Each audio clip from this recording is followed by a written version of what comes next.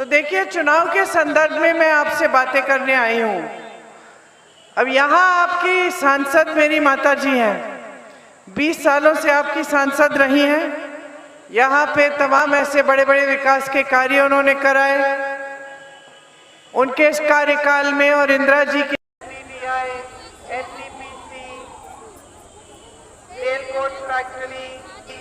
ये इंदिरा कनाल भी दादी जी के समय के बाद बनी। तो ये सारी जो जितनी भी विकास के कार्य हैं सारे यहाँ उनके कार्यकाल में हुए।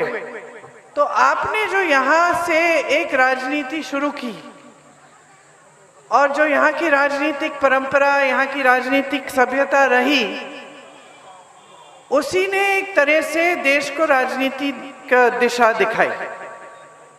आप जानते होंगे कि 103 साल पहले यहाँ एक बड़ा आंदोलन हुआ था, आज़ादी से पहले। और उस आंदोलन में यहाँ के किसान अंग्रेजी साम्राज्य के खिलाफ खड़े हो गए। तो जब उस आंदोलन की चर्चा इलाहाबाद पहुंची, जहां मेरा परिवार रहता था, तब जवाहरलाल नेहरू जी यहाँ आए और वो आप ही की पुकार थी। उन्होंने जाना कि यहाँ के गरीब किसान अंग्रेजी साम्राज्य के खिलाफ खड़े हो गए हैं, कि अपनी आज़ादी के लिए आंदोलन कर रहे हैं, तभी वो यहाँ आए। तो मेरे कहने का मतलब ये है कि 103 साल पहले भी यहाँ की जनता बहुत जागरूक थी, एक राजनीतिक चेतना थी उनमें, कि गरीब किसान थे, इतना बड़ा साम्राज्य था, इतनी शक्ति थी उस साम्राज्य में, फिर भी यहाँ के किसान खड़े हो गए और उन्होंने अपनी आज़ादी की लड़ाई लड़ी। तो यहाँ से एक राजनीतिक परंपरा शुरू हुई, आज़ादी हुई। मेरी दादी जी इंदिरा जी आपकी सांसद बनी, तो प्रधानमंत्री थी उस समय।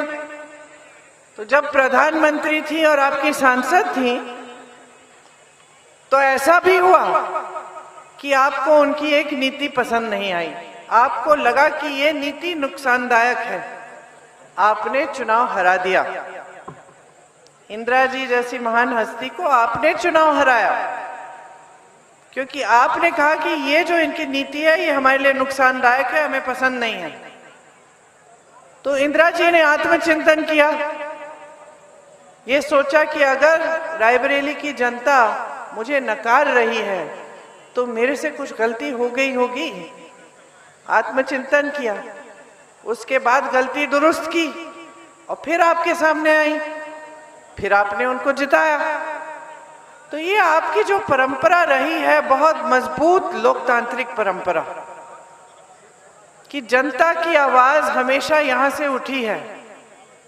अगर कोई लोकप्रिय नेता भी रहा इंदिरा जी की तरह, जिनसे आपका एक खास रिश्ता था, प्रेम का रिश्ता था, लेकिन आपको उनकी कोई बात सही नहीं लगी, तो आपने उनको भी हराकर उनको भी सिखाया कि लोकतंत्र में जनता सर्वोपरि होती है और जनता का जो ख्याल होता है, जनता का विवेक होता है, वो सर्वोपरि होता है। ये सीखा उन्होंने। तो इस तरह से जो यहाँ पे राजनीतिक परंपरा स्थापित हुई, उसकी एक अलग सभ्यता थी।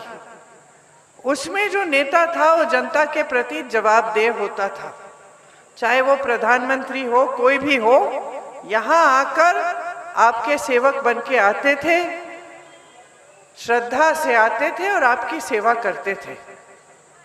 वही परंपरा उस समय अमेठी रायबरेली एक क्षेत्र होता था, वही परंपरा गांव में चले जाते थे और कहते थे कि हमारा बिजली का खंभा लगा दिया है, तार क्यों नहीं खींचा, सड़क की मरम्मत करा दो भैया, नहीं तो वोट नहीं देंगे। हंसते थे, काम भी करा देते थे, नाराज नहीं होते थे कि जनता ने टोक दिया, कुछ कह दिया किसी ने। यही यहाँ की राजनीतिक सभ्यता बनी।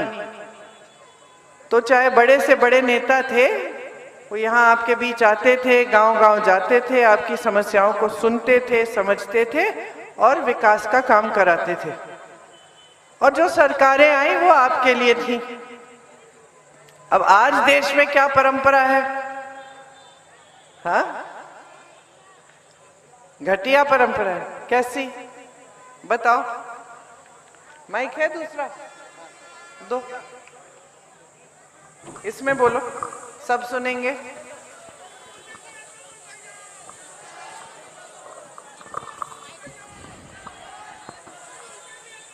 सबसे पहले मोदी ने गलती किया, खा गए चीनी पी गए तेल। अब देखो मोदी की अत्याचार, सबसे पहला का। और मोदी दूसरा काम है कि जूतों की माला पहनाना चाहिए। इतना निकम्मे काम किया, इतनी घटिया काम किया। अच्छा।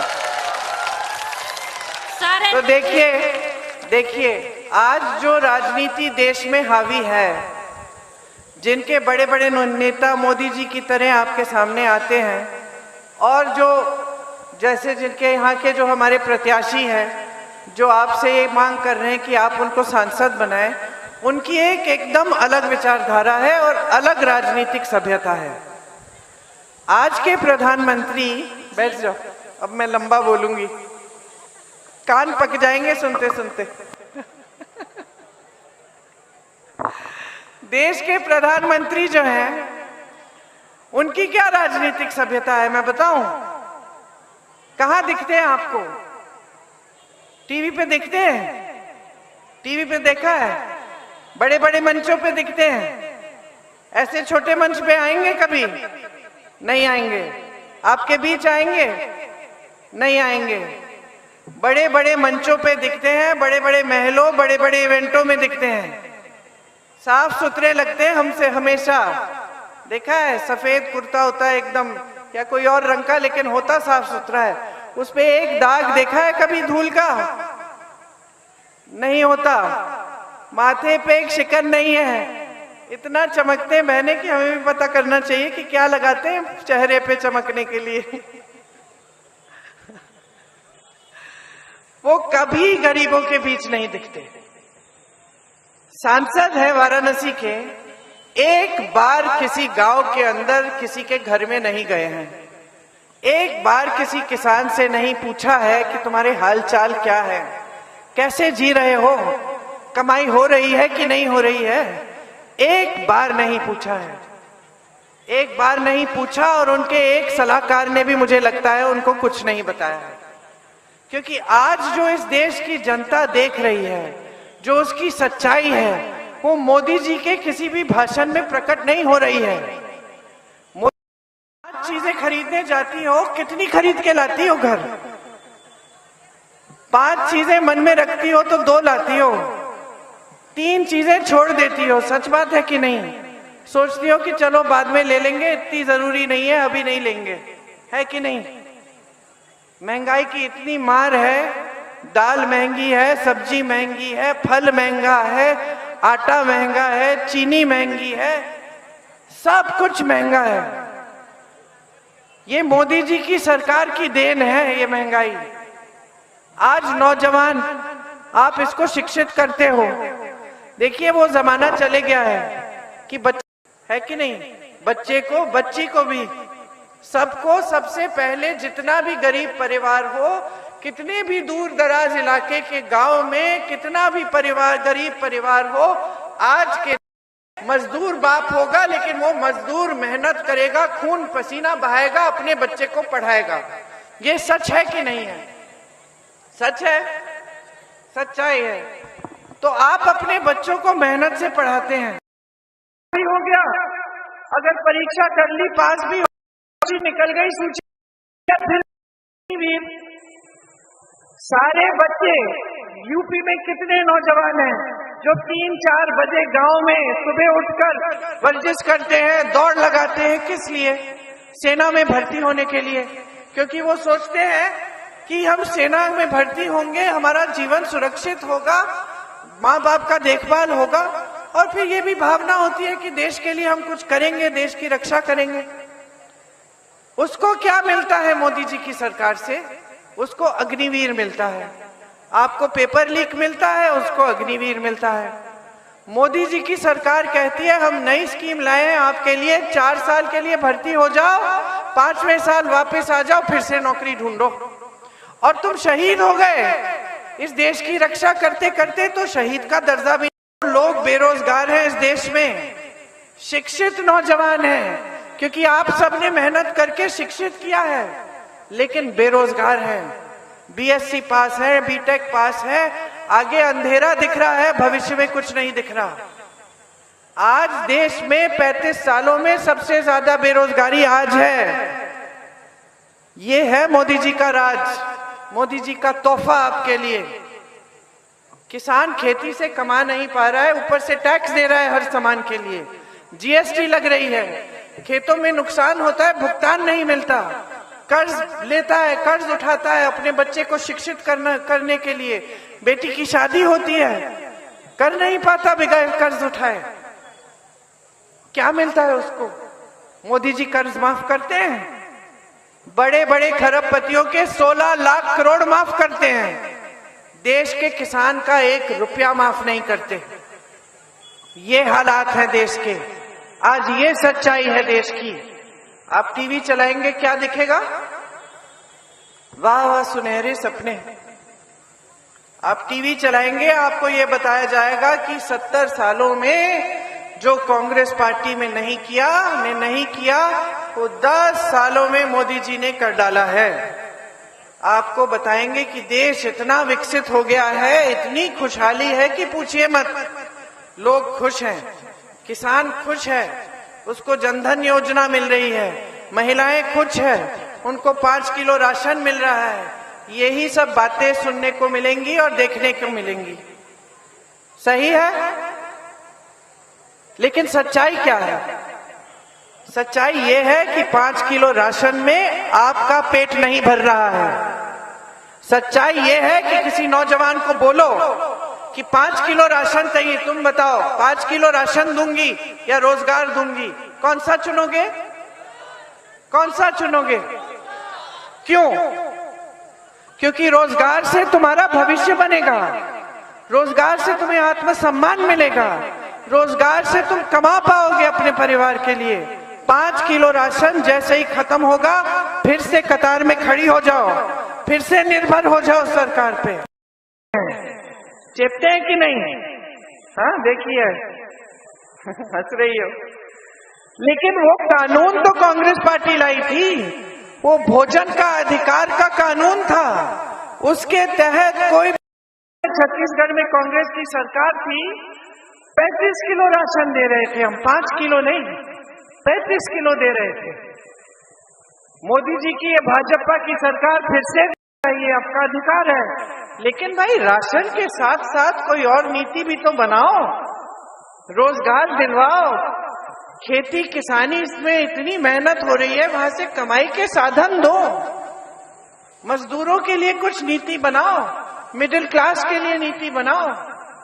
आप हर स्तर पे देखें तो इनकी ऐसी नीतियां हैं कि गरीब मिडिल क्लास की कमर तोड़ी जाए, और बड़े बड़े खरबपति जो हैं वो भी सारे नहीं, कुछ गिने चुने खरबपति बड़े बड़े हाईवे के ठेके दे दिए, देश का कोयला दे दिया, सारे खदान इनके हैं,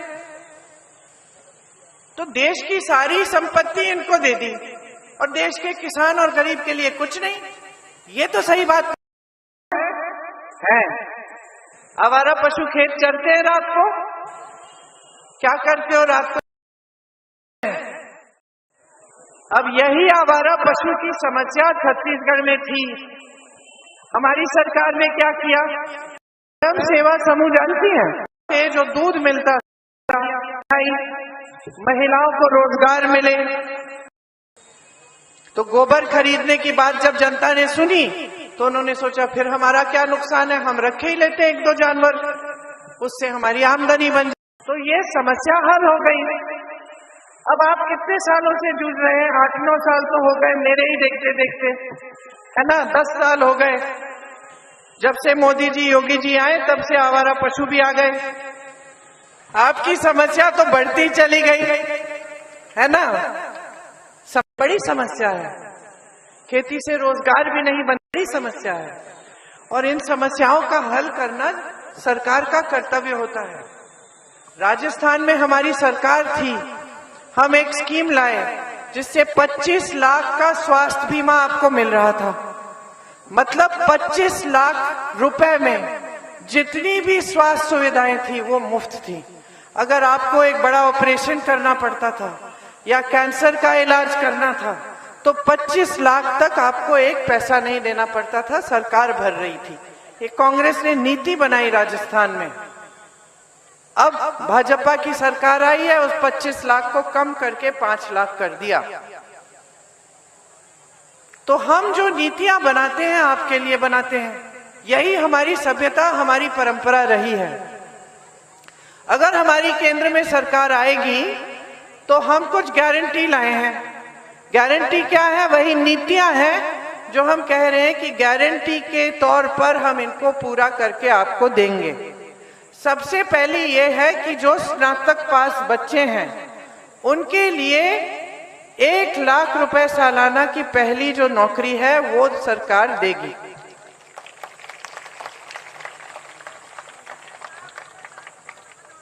आप नौजवानों के लिए 5,000 करोड़ रुपए का फंड मिलेगा आपको, ताकि ये फंड आपको नहीं मिलेगा, मतलब एक फंड बनेगा जिसमें से अगर आप कोई छोटा कारोबार शुरू करना चाहते हैं, उसके लिए आप थोड़े पैसे चाहते हैं, तो उस फंड से आपको पैसे दिए जाएंगे। पेपर लीक के खिलाफ सख्त से सख्त कानून बनेगा, ताकि पेपर लीक होगा तो सख्त कार्रवाई होगी, ताकि आपके भविष्य मजबूत बन पाए। खेती किसानी के सारे सामानों पे जीएसटी आज लगी हुई है, जिसकी वजह से ये सारे सामान महंगे हैं। वो जीएसटी, वो टैक्स हटाई जाएगी। खेती के सामानों पे वो टैक्स, जीएसटी नहीं लगेगी, सामान सस्ते हो जाएंगे। आज आपको उपज का दाम नहीं मिलता, हमने तय किया है कि हम कानून बनाएंगे कि आपको सही दाम मिलना चाहिए उपज के लिए। जो न्यूनतम समर्थन मूल्य है वो कानूनी तौर पर आपको मिलना चाहिए। आप कर्ज लेते हैं, आपका कर्ज माफ नहीं होता। हम कर्ज माफी के लिए एक स्थायी आयोग बनाएंगे, जहां आप जा सकते हैं, अपने कर्ज को माफ करा सकते हैं। उसके लिए आपको सुविधा मिलेगी। आज जब खेतों में नुकसान होता है तो भुगतान नहीं मिलता, और मिलता भी है तो थोड़ा थोड़ा मिलता है, समय पे नहीं मिलता। तो हम एक कानून बनाएंगे जिसके जरिए आपका जब नुकसान होगा खेतों का, 1 महीने में आपका पूरा भुगतान होगा। बहनें, आपको मालूम है कि जहां कर्नाटका, तेलंगाना में हमारी सरकार है, वहां जो गरीब परिवार है उसमें जो सबसे बड़ी महिला है उसके खाते में 2,000 रुपए हर महीने डाले जा रहे हैं, सरकार डाल रही है। हम चाहते हैं कि देश भर में जितने गरीब परिवार हैं उनमें सबसे बड़ी जो महिला है उसके खाते में 8,500 रुपए हर महीने, मतलब कुल मिलाकर सालाना 1 लाख रुपए सरकार डालेगी। इससे आपको सुविधा होगी। ये जो महंगाई का बोझ है ना जो आप उठा रहे हो, इससे राहत मिलेगी।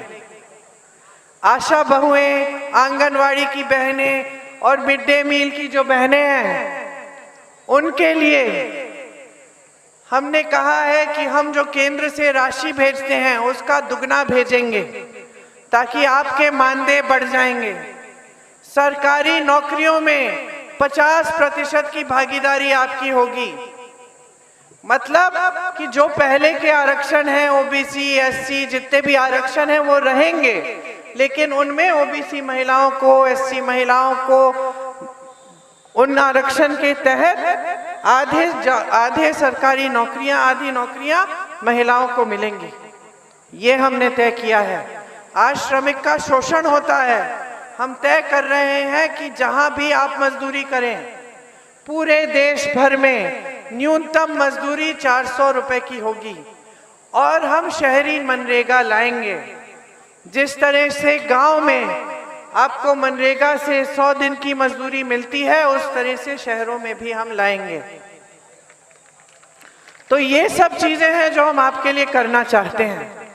और मैं एक और बात समझाना चाहती हूं कि जो नेता ना आपके सामने आकर अपने काम के बल पर वोट नहीं मांगता, लेकिन धर्म के नाम पर या जाति के नाम पर आपसे वोट मांगता है, उससे सावधान रहो।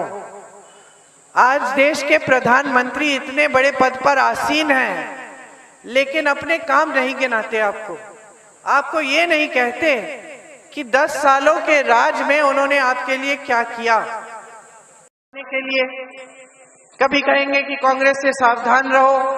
आपको मालूम है उन्होंने कहा एक भाषण में कि कांग्रेस से सावधान रहो, अगर आपके पास 2 भैंस हैं तो कांग्रेस 1 भैंस चुरा लेगी। तो बोलो 55 साल से कांग्रेस का राज था, कभी आपकी भैंस चुराई? ये जो भाजपा के प्रत्याशी हैं यहाँ के, वो आपकी जमीन जरूर चुराते हैं, लेकिन कांग्रेस ने आपका कुछ नहीं चुराया।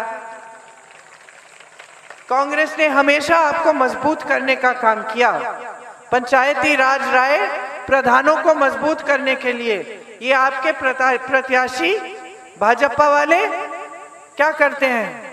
आपकी जमीनें छीनते हैं, प्रधानों को प्रताड़ित करते हैं, कोटेदारों को प्रताड़ित करते हैं, प्रधानों को एक स्वतंत्र निर्णय नहीं लेने देते, सिर्फ आतंक फैलाते हैं पूरे क्षेत्र में।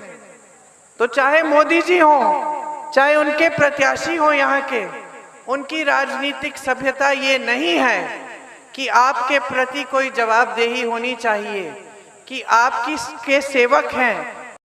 विधायकों को घूस देके 100-100 करोड़ की सरकार गिरा देते हैं और इस बात को छुपाते भी नहीं हैं, इस बात को खुलेआम कहते हैं।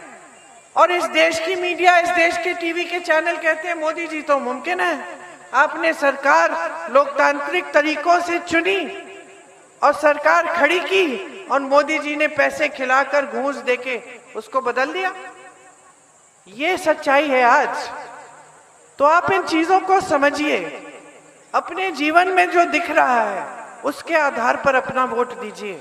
आपने देखा है यहाँ का विकास हुआ है, आपने देखा है कि आपके सांसद आपके लिए निष्ठा से काम करते हैं। अब उनके बेटे आपके लिए आए हैं प्रत्याशी बनकर।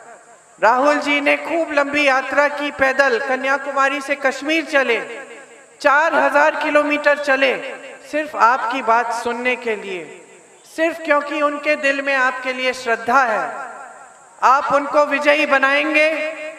कांग्रेस के प्रत्याशी अर्पण की राजनीति, आपके प्रति श्रद्धा दिखाने वाली राजनीति, जिसकी नीतियां आपकी भलाई के लिए होंगी।